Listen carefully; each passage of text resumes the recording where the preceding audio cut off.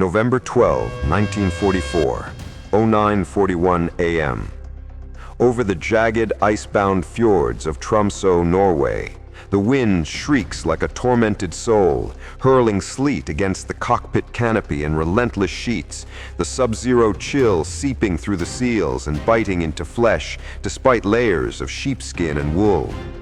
You can almost feel the numbing grip on your fingers as they clutch the control column, the vibration of the Hawker Typhoon's Napier's Sabre engine rumbling through your core like distant thunder, its 2,200 horsepower propelling the fighter bomber through the turbulent gray skies. Below, the German battleship Tirpitz hulks in the shallow anchorage off Hokoya Island, her massive 50,000-ton form a dark silhouette against the frozen water, anti-aircraft guns swiveling with mechanical urgency, black puffs of flak exploding around like deadly blossoms in the storm. Flight Lieutenant Mark Reynolds, eyes narrowed behind fogged goggles, shoves the throttle forward, diving steeply from 7,500 feet, the altimeter unwinding rapidly as the plane's inverted gull wings slice the air. His heart hammers against his ribs, breath ragged in the oxygen mask, the scent of hot oil and cordite thick in the confined space. Alone, his squadron mates turn back by engine icing and zero visibility. He's the last arrow in the RAF's quiver, armed with 8 RP-3 rockets and 2 500-pound bombs, the weight making the Typhoon handle like a laden beast. The Germans spot him now, sirens wailing across the deck, crewmen in greatcoats scrambling to battle stations, boots slipping on frost-slicked steel. Feindliche Jäger, Feuer frei, shouts a lookout, and the flak intensifies, tracers arcing up like glowing serpents. Reynolds jinks left, the plane shuddering from a near miss, shrapnel pinging the fuselage. He lines up the reflector gun sight on the battleship's camouflage superstructure, nets and branches draped to mimic the snowy terrain, and thumbs the rocket release. 4 projectiles streak downward, white smoke trails cutting the gloom, slamming into the forward turret with thunderous cracks. Armor plates buckle, flames erupt from the barbette, and screams rise as gunners are blasted apart. The shockwave rocks the ship, smoke billowing like a volcano awakening. But Tirpitz endures, her 37mm flak M42 batteries chattering in response, a wall of lead reaching for the intruder. Pulling up hard, G-forces crushing him into the seat, Reynolds circles for another pass, engine temperature spiking, fuel gauge dipping. Below, acting Captain Hans Meyer on the bridge wipes blood from his brow, voice booming over the intercom. Schadenkontrolle, löschen Sie die Feuer. His executive officer, Korvettenkapitän Karl Becker, relays orders, damage parties rushing with hoses, the deck a chaos of twisted metal and wounded men. Meyer feels the list begin, a subtle tilt to port as water seeps through cracked seams, but he clings to hope. This is Tirpitz, sister to Bismarck, armored like a fortress, survivor of bombs and torpedoes. Hold her steady, he barks, unaware that one man's daring is about to shatter that myth. Reynolds dives again, lower this time, skimming the fjord at 400 knots, waves chopping beneath like jagged ice teeth. Bombs away, the first glances the hull, exploding in a geyser. The second penetrates the deck amidships, burrowing deep before detonating in the boiler room with a cataclysmic boom. Steam erupts in scalding clouds, pipes rupture, and the explosion's force ripples the hull, flooding compartments. The list accelerates, 10 degrees, 20, men sliding, clutching rails, life vests inflating as abandoned ship is sounded. Alarms blare, red lamps flicker in the engine spaces, where mechanics like Maschinengefreite Otto Lange fight rising water, the cold sapping their strength, tools slipping from numb hands. Meyer staggers, grabbing the chart table as the bridge tilts. "Alle Mann überbord!" he shouts, megaphone amplifying his voice over the din. Panic surges, sailors leap into the 4-degree water, gasping as hypothermia sets in, limbs seizing. Reynolds banks away, his Typhoon trailing smoke from a flak hit. Gun camera whirring to capture the death throes, the mighty Tirpitz rolling over, superstructure crashing into the waves, propellers emerging like surrendering arms. He doesn't see the final capsize, the hull keeling up in shallow water, trapping hundreds, but the plume of black smoke rising against the mountains tells the tale. Limping south, engine coughing, he nurses the plane home, landing on fumes at RAF Wick, Scotland. Hours later, in the Führer bunker beneath Berlin's ruins, the air is stale with sweat and defeat, maps illuminated by harsh bulbs. Adolf Hitler hunches over a table, fingers tracing phantom strategies, when Grand Admiral Karl Dönitz enters, heels clicking, saluting rigidly. Mein Führer, Tirpitz is lost. The room stills. Field Marshal Gerd Rundstedt pauses his pipe lighting. General Heinz Guderian sets down his coffee. Chief of Staff Alfred Jodl adjusts his monocle. Lost? To what? A fleet ambush? Bomber swarm? Hitler demands, voice rising. Dönitz, face etched with strain, replies, "No, Führer. A single RAF pilot in a Hawker Typhoon. He attacked alone with rockets and bombs. She capsized within minutes." Disbelief hangs heavy. Rundstedt chokes on smoke. A Typhoon? Those are for strafing trucks, not sinking battleships. Guderian slams a fist. Impossible! Our defenses, flak towers, bar de force fighters, where were they? Jodl pores over reports. Storm grounded them. The pilots slipped through.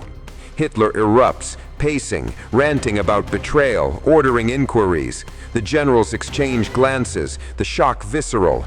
This symbol of Reich might, the ship that paralyzed Allied navies without firing a shot, felled by one man in a ground pounder they dismissed as no threat to capital ships. The rune echoes with unspoken dread. If Tirpitz could fall so, what hope for the war? To fathom their incredulity, rewind to Wilhelmshaven shipyard, February 1, 1939.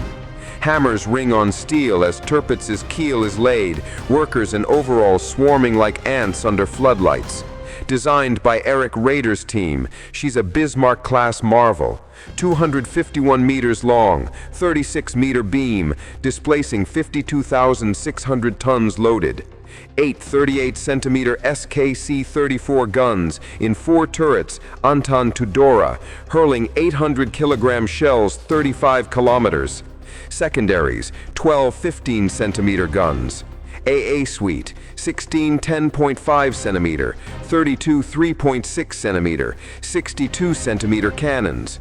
Armor, 320 millimeter belt, 360 millimeter turret faces, layered decks defying bombs. 3 steam turbines, 12 boilers, 163,000 SHP for 30 knots. Hitler attends the launch April 1, 1939, champagne shattering on her bow amid cheers. She will crush the British Lion, he proclaims to Dönitz, envisioning her raiding convoys, forcing fleet diversions. Commissioned February 25, 1941, Captain Karl Topp commands, crew drilling in Baltic trials, gunnery at 20 kilometers, evasion maneuvers turning on a dime.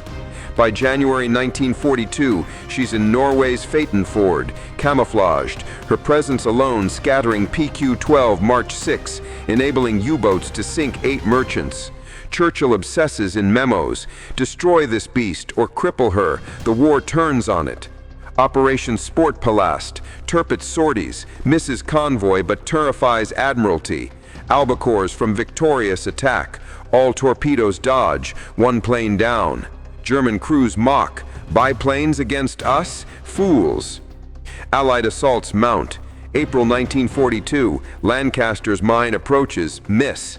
July, PQ-17 scatters on Tirpitz rumor, 24 ships lost. Berlin generals toast. Keitel quips, her shadow sinks more than her guns. But September 1943, Operation Source, X-Craft subs X6 and X7 drop charges under hull in Kofford, blasting her up 6 feet, wrecking propulsion. Repaired in situ with floating docks, but morale dips. Crew calls it Fjord Prison. Top replaced by Meyer, April 1944. Reynolds' tale runs parallel. Born 1918 in Manchester, factory worker's son, joins RAF 1939, trains on Masters, then Hurricanes with number 85 Squadron. France 1940, downs a Heinkel, engine hit, crash lands in a field. Dunkirk cover, then Battle of Britain, 2 Bf-109s. 1942, Typhoons at Church Fenton. Planes woes, saber sleeve valves failing, exhaust poisoning, kill mates. Reynolds adapts, loving the power. Number 198 Squadron, Manston, rocket attacks on V-weapons, DFC for bridge demolition. Normandy, June 1944, rocketing panzers at Villers-Bocage. His Typhoon's 20mm cannons shredding half-tracks. Coastal Command recruits for anti-shipping. Banff Wing, low-level strikes on U-boats, E-boats. RP-3s, 3-inch rockets, 60-pound heads penetrating 3-inch armor. Tirpitz briefings, she's vulnerable low, says Wing Commander Basil Embry. Reynolds trains over Loch Ness, simulating fjords. Reynolds trains over Loch Ness, simulating fjords, diving at 45 degrees, releasing at 600 yards. One good hit chains the rest, Embry stresses. Squadron mates bond over pints. We'll bag the big one. Prior strikes build drama. Tungsten, April 3, 1944. Carriers launch Barracudas, 15 hits, 123 dead, fires rage but extinguished. Mascot, July, smoke foils. Goodwood, August, 247 sorties, minor damage. Paravane, September. Lancasters from Russia drop tall boys, 1 hit floods bow. Tirpitz relocates Tromsø, October 15th, shallower for stability. Obviate, October 29th, clouds save her. Catechism, November 12th. Lancasters planned, but storm scatters. Reynolds presses alone. Takeoff 0700 Lossiemouth, 10 Typhoons. Blizzard hits, visibility nil. 3 abort, 2 crash. Reynolds navigates by stars, crossing 62 degrees north, waves like cliffs. Bardufoss JG5 grounds in fog, Erler blamed, demoted. Arrives 0930, spots Tirpitz. Crew at breakfast. Graffiter Hans Schultz polishing a 2-centimeter gun. Alarm, single enemy. Rockets hit turret, Schultz's position erupts, he leaps overboard, surviving frozen. Bomb detonates magazine. Secondary blast lifts stern 10 feet. List 30 degrees, Meyer trapped on bridge, drowns with 200. 971 perish. Rescuers cut hull, save 87 from pockets, Knox fading. Reynolds lands 12:30, debrief. She went over fast. Photos confirm capsize. London, Churchill cigars. The beast is slain. Reynolds VC citation, extraordinary gallantry. Berlin, Hitler rages. 1 pilot undoes us. Dönitz probes, Erler court-martialed. Runstead, symbol gone. Guderian, if Typhoons sink ships, our end nears. Convoys flow, fleet to Pacific. Reynolds weds fiancée Mary, 1946. Farms Yorkshire, dies 1992. Tirpitz wreck grave, divers find relics. Norwegians recall explosion, smoke 30 kilometers.